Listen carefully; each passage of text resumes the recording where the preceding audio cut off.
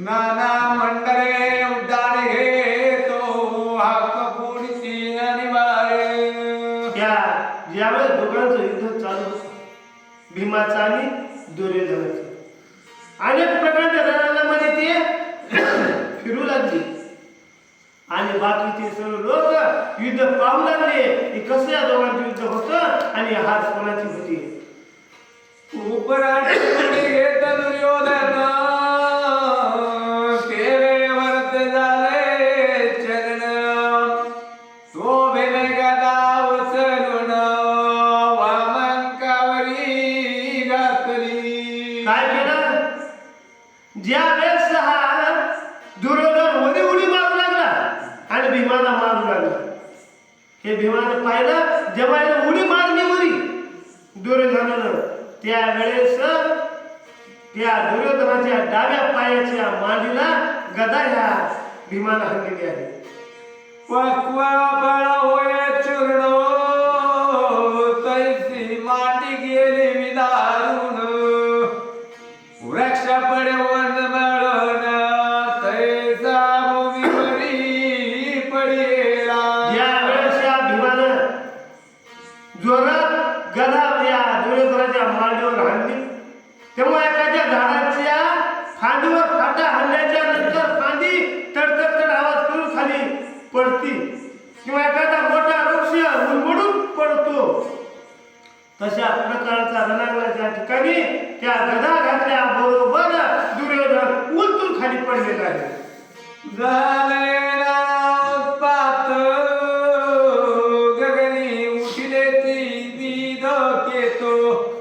धरा झाली कंपित मेघ वर्ष रक्त तेव्हा. जेव्हा ह्या दुर्योधनाला मारलं त्यावेळेस या धरणीवर भूकंप झाल्यासारखं हादरा बसू लागला. स्वर्गातले नक्षत्र असे घालू लागले, रक्ताचा पाऊस पडू लागला. अशा प्रकारे दूर अवस्था हा दुर्योधन मेल्या तिथं झालेली आहे. सुमन भीमावरी निर्जर करती ते अवसरे. आसो दुर्योधनाचा मुकुट धडे करी भीमानी लागते. काय केलं जेव्हा हा उलटून खाली पडला दुर्योधन, त्या रक्ताच्या धारा त्याच्या मांडीतून वाहू लागल्या, तो पडला. त्यावेळी पुष्पाची वृष्टी देवांनी केली आणि त्या डोक्यावरचा मुकुट जेव्हा दुर्योधन खाली पडू लागला, त्या मुकुटाला लाथ या भीमानं घातलेली आहे. शिरे पाडे देऊळ रेगडून या केले चूर्ण. आमाचा षड तिळकारे बोलिला सी कैसा तू. त्या दुर्योधनाला खाली पाडून त्याचा जो दुसरा पाय होता ते दुसऱ्या पायाला दाबून ते चमचा मेमटा करून टाकला भीमानं आणि म्हणतो दुर्योधना, आम्हाला तू नपुसक म्हणतो, आम्हाला ताकद नाही म्हणतो, ही पहा आमची ताकद कशी आहे ते. असा असणारा तो भीम रणांगणाच्या ठिकाणी गरजून म्हणू लागला. धरले म्हणे तू आदाचा पती छत्रधर दुर्योधन नृपती. हा कर्मा कैसी गती पहिला क्षिती मूर्छित. धर्मराज म्हणतात अरे दुर्योधन, कर्माची गती कशी असते तू आतापर्यंत विज्ञानलास, पण आज मात्र रणांगणाच्या ठिकाणी तुला उलटून पडावं लागलं, म्हणून एवढं मारणं सुद्धा काही कामाचं नसतं असे असणारे धर्मराज त्या तिथं त्या दुर्योधनाकडे पाहून बोलू लागलेले आहे. अक्राक्षोहणी दळाचा पती छत्रधर दुर्योधन नृपती.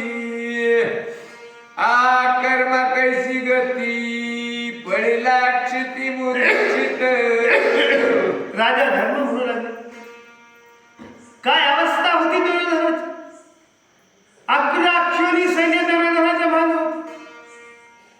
सर्व हस्तिनापूरचं राज्य सर्व भूतलावरच्या राज्यावर दुर्योधन होता आणि एवढी संपत्ती होती, पण केवळ गर्वामुळं मीपणामुळं त्या दुर्योधनाला सर्व सांडून एकट्याला तिथं मरून पडावं लागलं. पण शेवटी एवढं कमवलेलं काहीच कामाला आलेलं नाही.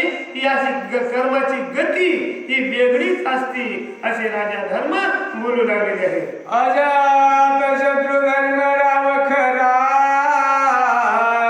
नैने वाती अश्रुधारा मने दुर्योधन कौरवेश्वरा कैसे प्रार्थना तुझे. धर्मराजाला सुद्धा वाईट वाटलं. दुर्योधन जरी रणाच्या ठिकाणी मारलेला असला तरी तो लोकांचा नव्हता. सक्का तुला भाऊ आहे, घरातल्या घरात भांडण होता. धर्मराज होता दुर्योधना, तुला ही बुद्धी सुचली तरी कशी? तुला दुर्बुद्धीचा वापर करून तुझ्या आयुष्याचा सत्यनाश तू करून टाकला असे राजा धर्म बोलू लागले.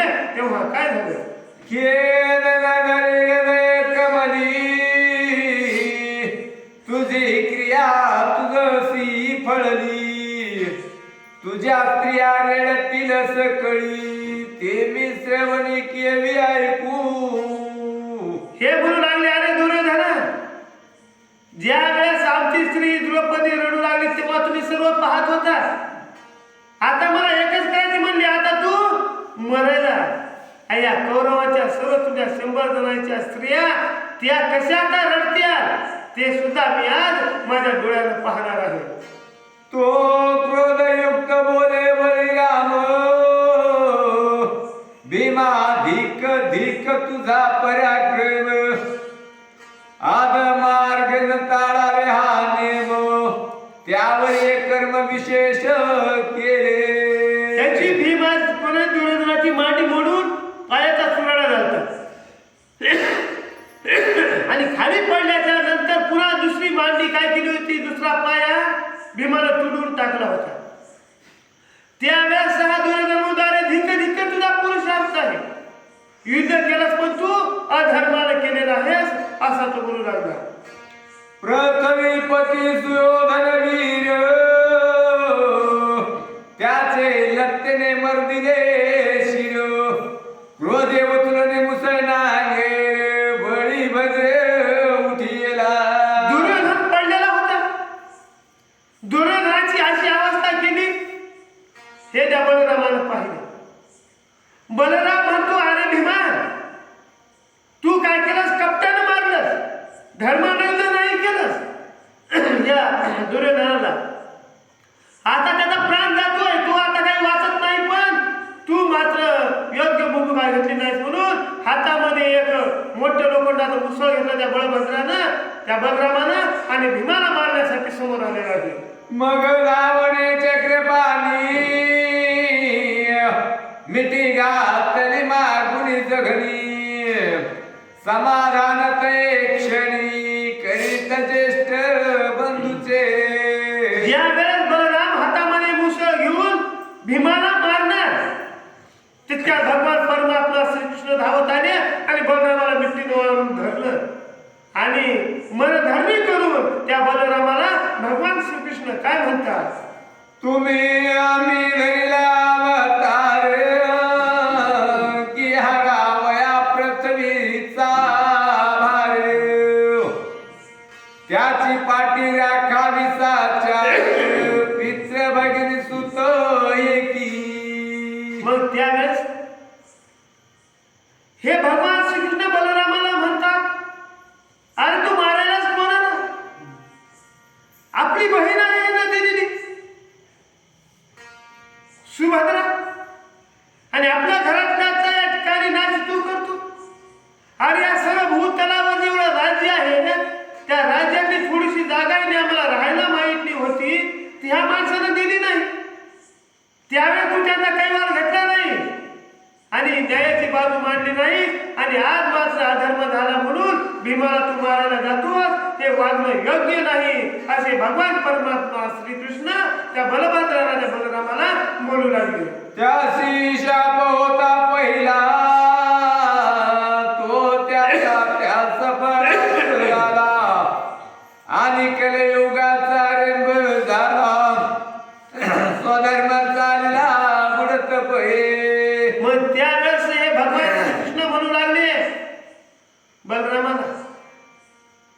ह्या भीमानं कपट केलं नाही. त्या दुर्योधनाला शापच अशा पद्धतीचा होता की मांडीवर मारल्याच्या नंतर हा मरेल आणि त्या शापामुळे त्याला मांडीवर मारण्यात आलं. आणि ह्यानं आतापर्यंत स्वधर्माचा वापर कधीच जीवनामध्ये केला नाही. पूर्ण कपटाचा अवलंब केला. आणि आता ह्याच्या पुढे तर आता कलियुग लागणार आहे.